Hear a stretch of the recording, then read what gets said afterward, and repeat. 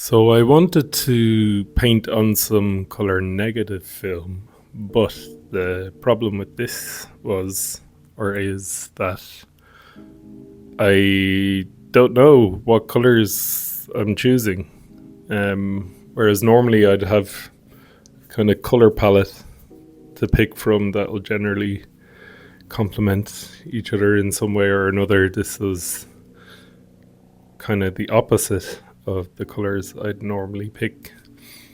So to get around that, I used the classic invert on my phone and examined all my pens and chose the ones that looked more like the colors I'd normally use. And then I went back and started to fill in some details in those colors. But it's still weird because you're like, this is blue, but it's not. So I did a quick scan to test with the green and blue stuff, and they came out like this, with some nice color burn in the background and good fractures and textures on the characters.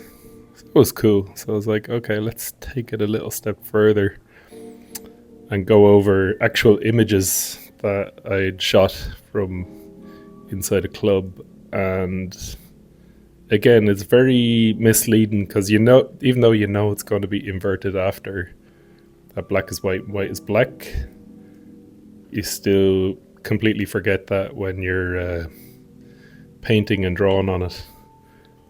Nonetheless, I continued and I set aside certain colors that I knew would be better when I was inverted, but still, yeah, I didn't like it because with the naked eye, it wasn't the colors I wanted.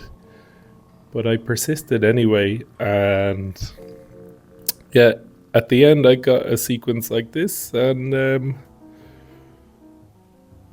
I kind of like it.